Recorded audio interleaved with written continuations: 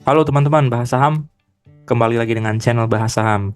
Nah, pada kesempatan kali ini saya akan mencoba kembali membuat video tentang edukasi, yaitu mengenai Elliott Wave dalam teknikal saham.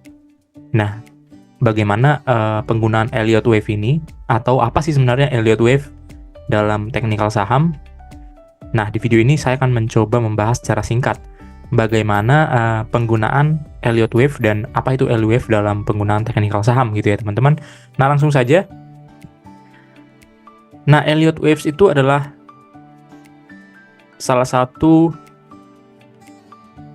metode dalam teknikal saham ya, yang fokus terhadap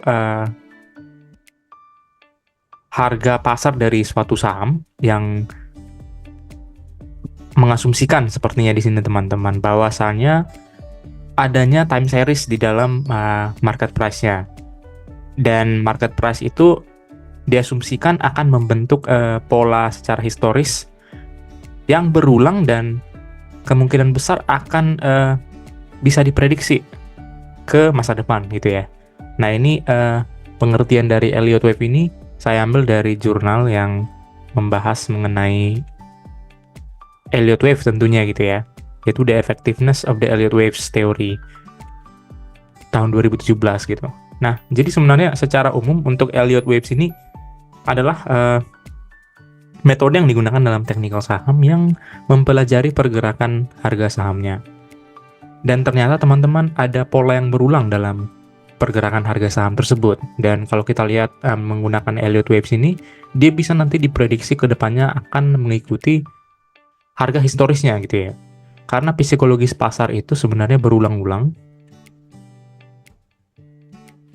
dan tentunya akan bisa diprediksi ke depannya. Jadi memang Elliott Waves ini fokus metodenya itu untuk melihat pergerakan harga saham yang mungkin akan terjadi berulang kembali mengikuti psikologis pasar gitu ya. Dan polanya ada teman-teman. Nah, disinilah kita akan coba melihat bagaimana sih pergerakan harga saham menurut teori Elliott Waves ini gitu ya.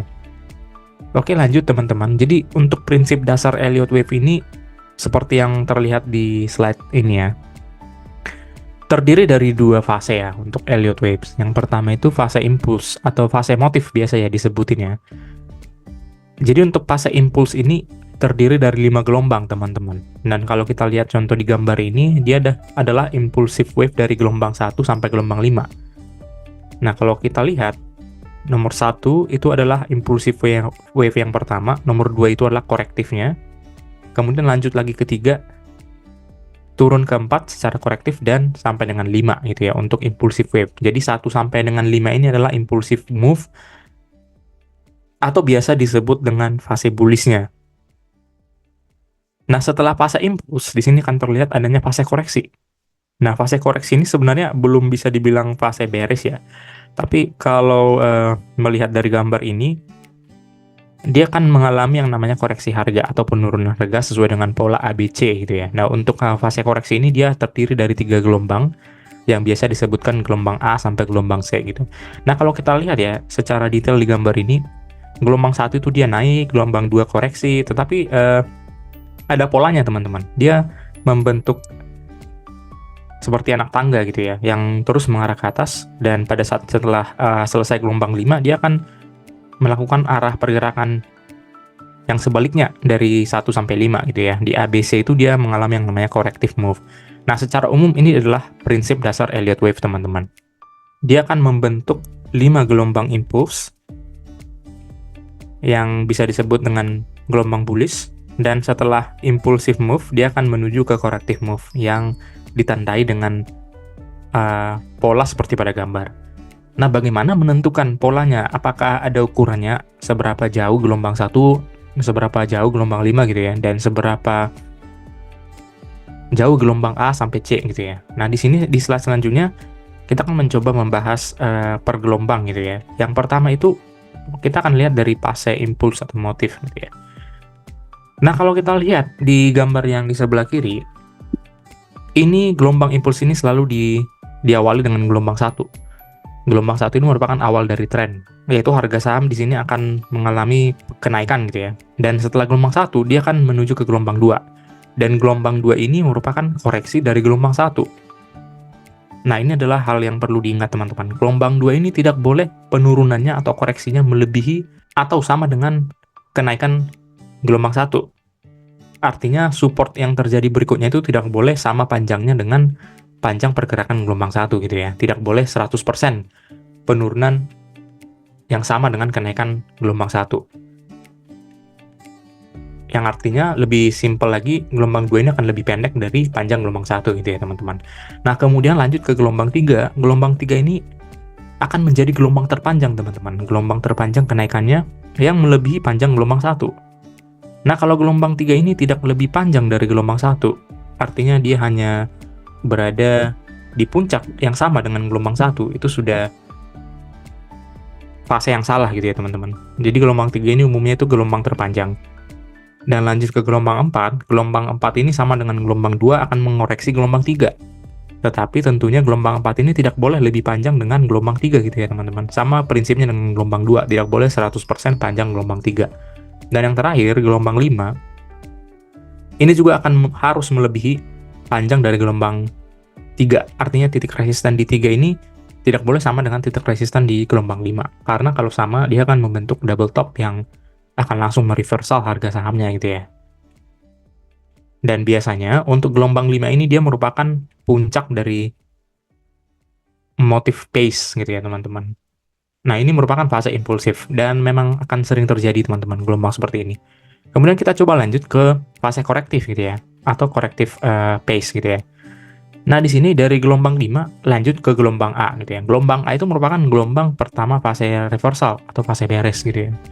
Fase bearishnya itu sebenarnya ABC ini belum tentu bearish ya teman-teman. Dia hanya mengkoreksi dalam pola tertentu gitu. Nah, ini yang sulit teman-teman. Biasanya menentukan gelombang A ini harusnya dibarengi dengan adanya gelombang B.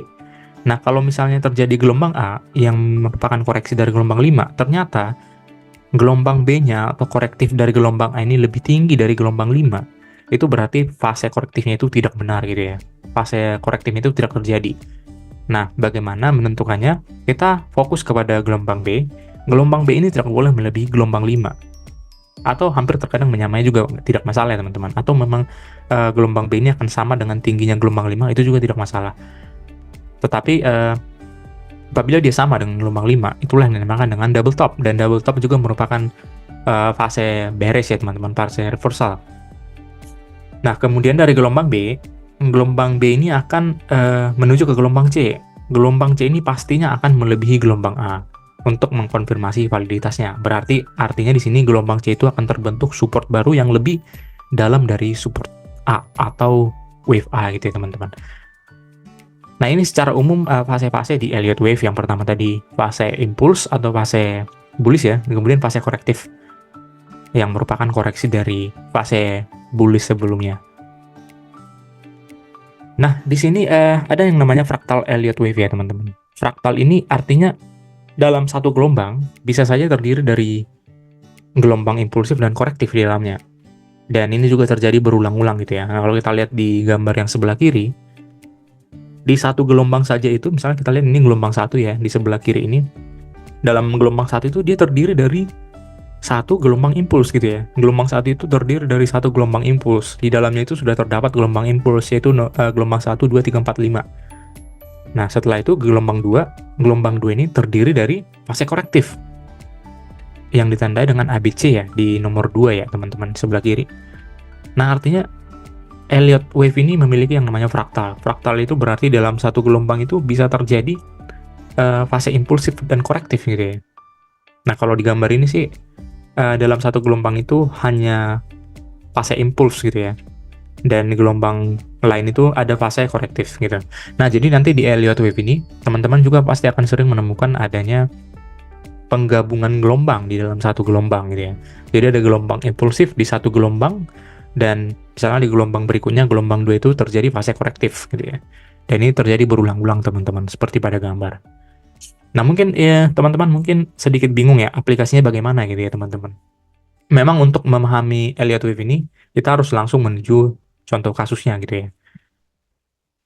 Nah, berikut ini saya akan mencoba mengambil beberapa contoh kasus. Ada 2 menurut saya yang cocok menjadikan contoh dari Elliott Wave gitu ya. Jadi langsung saja teman-teman. Nah, teman-teman, bahas saham. Nah, ini saya akan mengambil contoh dari saham INKP ya, teman-teman. Nah, mungkin beberapa periode belakangan ini saham INKP ini diharapkan bisa menembus angka 10.000 gitu ya, teman-teman, karena dia sudah mengeluarkan laporan Q1-nya dan memang fundamentalnya bagus gitu ya. Tapi walaupun fundamentalnya bagus, terlihat adanya penurunan penjualan kalau saya lihat di laporan Q1-nya.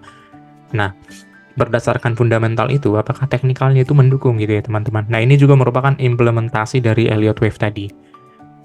Nah, di sini saya menghadirkan saham INKP ya, pergerakan harga sahamnya. Pergerakan saham INKP ini saya ambil periode daily ya. Nah, daily ini dimulai dari periode tahun 2024 periode Februari. Nah, ini teman-teman contoh salah satu Elliott Wave yang terjadi di saham INKP. Nah, yang pertama, gelombang pertama ini merupakan fase bullishnya teman-teman ya, yaitu gelombang yang terjadi pada periode bulan Februari. Nah, di sini harga sahamnya mengalami peningkatan, dia membentuk impuls yang pertama gitu ya. Nah, di sini gelombang 2-nya itu tidak boleh lebih panjang atau sama panjang dengan gelombang 1. Nah, ini terbukti ya teman-teman, di sini dia ada gelombang kedua fase impuls, dan kemudian lanjut ke gelombang 3 yang memang lebih tinggi dari gelombang 2 ya. Nah, berarti ini terkonfirmasi positif dia mengalami yang namanya periode bullish atau periode impuls gitu ya. Nah, setelah gelombang 3, dia turun ke gelombang 4, membentuk titik support baru yang tidak boleh melebihi panjang gelombang 3. Nah, ini terbukti gitu ya teman-teman. Nah, di sini gelombang 4. Dan setelah gelombang 4 ini terbentuk lagi titik resisten yang lebih tinggi, yaitu di gelombang 5. Nah, pada saat inilah di tahun 2024 bulan April ya teman-teman, dia menyentuh harga 10.000 dan ini menjadi titik tertinggi atau bisa kita katakan gelombang 5 atau fase terakhir dari impulsive wave. Kenapa saya mengatakan ini fase terakhir? Karena setelah ini tidak ada lagi harga yang lebih tinggi gitu ya dari harga 10.000. Nah, kita lanjut dulu ya teman-teman. Nah, setelah ini dia mengalami yang namanya koreksi yang cukup dalam ya teman-teman. Dan ini kita lihat dia koreksinya sudah jauh melebihi panjang gelombang 5. Dan ini berarti terbukti teman-teman. Ini adalah fase korektifnya yang dimulai dengan gelombang A gitu ya. Nah, gelombang A ini dia sudah melebihi panjang dari gelombang 5. Membentuk titik support baru gitu ya. Tapi bisa saja ini sebenarnya ini sudah terbukti ya teman-teman. Tapi bisa saja kalau memang dia di gelombang B ini melebihi gelombang 5, berarti otomatis ini bukanlah corrective waves gitu ya. Ini merupakan kelanjutan dari gelombang 5. Tetapi di sini teman-teman kita lihat grafiknya, gelombang B itu dia tidak lebih tinggi dari gelombang 5 ternyata teman-teman. Jadi ini terbukti corrective wave gitu ya. Dari gelombang A setelah dia mendapatkan titik support baru, dia naik sahamnya tapi tidak bisa melampaui titik puncaknya di gelombang 5. Berarti ini terkonfirmasi adalah gelombang B yang merupakan fase korektif di Elliott Wave ini. Nah, setelah ini yang menarik teman-teman. Dari gelombang B ke gelombang C, dia harusnya mendapatkan titik support yang baru ya teman-teman.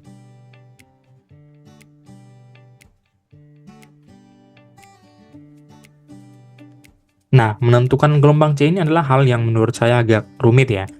Karena kalau kita lihat di pergerakan harga sahamnya ini teman-teman, per hari Jumat kemarin ya, di tanggal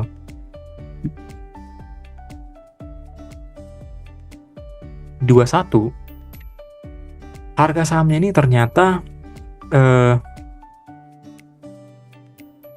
mengalami penurunan ya. Setelah dia menyentuh titik supportnya di kurang lebih harga 9.000 gitu ya. Memang di sini ada gap ya teman-teman di angka 8.975-an. Dan terbukti dari volumenya juga volume jual ya. Nah, ini yang saya katakan apakah memang di tanggal atau periode bulan Juni tanggal 12 ini merupakan gelombang C-nya titik support baru ya. Tapi saya yakin sih ini sepertinya gelombang C-nya akan lanjut ke harga 8.000 teman-teman. Karena di dalam gelombang C ini tadi yang saya jelaskan fraktal Elliott itu ya. Fraktal Elliott itu di dalamnya ada gelombang korektif atau gelombang pembalikan dari gelombang impuls teman-teman. Nah, ini juga merupakan gelombang yang namanya gelombang korektif ya. Gelombang C ini gelombang korektif, tetapi dalamnya terdapat fase yang namanya fase bearish ya teman-teman. Di sini ada pembalikan dari gelombang impuls tadi gelombang satu merupakan terbentuk yang namanya titik support baru ya, dan dia naik kembali di gelombang kedua yang merupakan pembalikan dari gelombang impuls tadi yang sebelumnya, dan ternyata terjadi gelombang 3 yang lebih dalam teman-teman dari gelombang 1.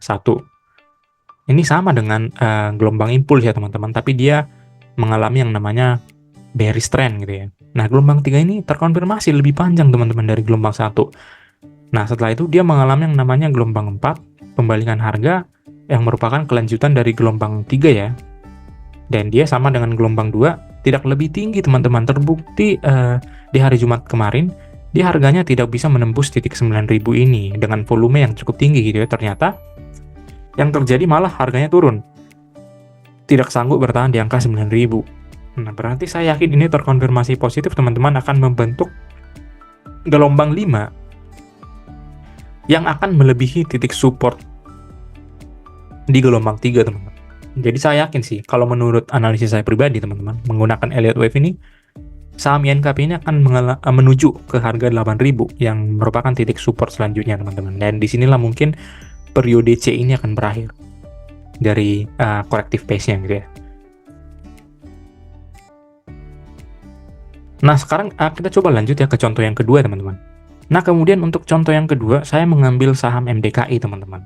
Walaupun saham MDKI ini secara volume dia tidak liquid ya teman-teman, tapi ini cukup menarik menurut saya karena cocok dengan yang namanya Elliott Wave. Nah, di sini dia terlihat adanya gelombang 1 sama seperti tadi ya. Dia merupakan impulse wave sama dengan gelombang 1, terjadi titik resisten pertama dan terjadi gelombang 2 ya teman-teman. Gelombang 2 itu di sini mengalami yang namanya fase koreksi. Dan kalau kita lihat memang lebih pendek dari gelombang 1, dan setelah itu dia dilanjutkan dengan gelombang 3 yang jauh ya, cukup panjang. Ada koreksi gelombang 4 dan terjadi gelombang 5 seperti biasa ya, untuk impulsive wave-nya sempurna. Nah, setelah itu terjadi yang namanya korektif di sini dari harga 229 di periode bulan 8 2023 terjadi yang namanya gelombang A yang merupakan penurunan harga dari gelombang 5. Dan di sini memang agak cukup rumit ya teman untuk menentukan apakah ini memang gelombang A yang benar atau hanya merupakan kelanjutan dari gelombang 5 nanti yang merupakan periode bullish. Tapi ternyata tidak, terkonfirmasi dengan adanya gelombang B yang tingginya itu tidak melampaui tinggi gelombang 5 gitu ya. Dia hanya bertahan di angka 214-an teman-teman. Dan terbukti memang terbentuk gelombang C karena harganya turun menuju ke harga 190-an. Artinya titik supportnya itu melampaui titik support yang pernah terjadi setelah gelombang A gitu ya. Jadi ini merupakan Elliott Wave yang sempurna teman-teman menurut saya. Di sini ada 5 fase impuls dan setelah itu dibarengi dengan 3 fase korektif gitu ya. Nah, setelah itu untuk yang grafik yang di sini yang saya tandain ini saya belum bisa memprediksi ya teman-teman. Tapi setelah grafik ini terlihat di sini di periode dari bulan Januari 2004 terlihat di sini sepertinya ada pembalikan fase impuls ya teman-teman. Ini merupakan fase bearish dan saya rasa perfect teman-teman. Terlihat terjadi 5 gelombang. Yang pertama itu dia membentuk titik support yang pertama di sini ya setelah gelombang naik di harga 200 ya teman-teman, atau 199. Setelah itu terjadi gelombang 2 yang merupakan koreksi dari gelombang 1, tapi dia tidak jauh melebihi titik resisten di sini 210, dia hanya mencapai angka 200-an ya teman-teman. Setelah itu dia turun ke harga 190, artinya terbentuk support baru, dan gelombang 3 ini jauh lebih panjang dari gelombang 1 teman-teman. Dan ini terbukti.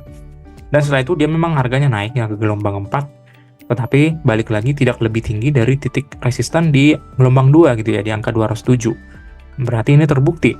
Turun lagi harganya membentuk gelombang 5 yang melebihi titik support ya di sini ya teman-teman, di angka 190. Yaitu titik support di 184. Jadi di sini terjadi fase yang namanya pembalikan fase impuls ya teman-teman. Nah, sekarang apakah dia lanjut ke fase korektif? Nah, ini yang menarik teman-teman. Fase korektif merupakan fase bullish secara sementara ya. Nah, di sini terjadi gelombang A yang merupakan pembalikan harga, dan ini yang menjadi konfirmasi terjadinya corrective wave ya teman-teman. Di sini dia untuk gelombang B-nya itu titik supportnya itu tidak lebih jauh dari titik support A ya. Berarti di sini dia sudah terbentuk fase korektif teman-teman. Dan saya yakin sih ini akan segera melakukan pembalikan harga, yaitu ke C. Nah, ke C ini kita tidak tahu sampai sejauh mana, karena kalau menurut Elliott Wave, fase C ini adalah fase terakhir dari corrective wave, bisa saja dia lebih tinggi dari angka yang sebelumnya ya. Berarti ini kurang lebih akan menuju ke angka 200-an teman-teman. Nah, ini merupakan prediksi saya untuk saham MDKI. Dan ini terbukti karena di hari Senin, tanggal 24 ya, MDKI ini akan melakukan yang namanya RUPS. Dan untuk dividennya sih lumayan ya teman-teman, di angka 5-6%. Nah, apakah nanti Elliott Wave ini terbukti menuju ke angka 200? Mari kita lihat di hari Senin atau di minggu depan ya teman-teman, bisa saja terjadi. Nah teman-teman, bahas saham, itu tadi pembahasan singkat mengenai Elliott Wave ya. Jadi mungkin penggunaan Elliott Wave ini mungkin teman-teman bisa gunakan di dalam keseharian ya, melihat analisis saham dari sisi teknikal. Nah, semoga saja berguna ya teman-teman, walaupun memang saya yakin sih untuk penggunaan Elliott Wave ini harus benar-benar bisa membaca yang namanya pergerakan saham, dan saya yakin sih bisa saja nanti akan meleset gitu ya teman-teman. Tapi setidaknya ini bisa membantu teman-teman untuk menentukan titik harga, apakah akan melakukan buy atau melakukan jual gitu ya. Terlepas memang yang lebih penting adalah fundamental teman-teman. Kalau misalnya emitennya itu tidak memiliki fundamental bagus, saya sarankan sih jangan menggunakan analisis teknikal gitu ya. Tetap utamakan yang namanya analisis fundamental teman-teman, karena analisis fundamental itu akan menentukan bagaimana masa depan suatu saham. Kalau fundamentalnya jelek, jangan berharap banyak teman-teman untuk saham yang berfundamental jelek gitu ya. Dan kalau fundamentalnya bagus, baru nanti aplikasikan yang namanya Elliott Wave. Nah, mungkin sekian pembahasan mengenai Elliott Wave pada teknikal saham teman-teman. Semoga berguna untuk teman-teman investor yang mungkin menganalisis saham lain. Jangan lupa klik like dan subscribe untuk kemajuan channel ini teman-teman. Terima kasih.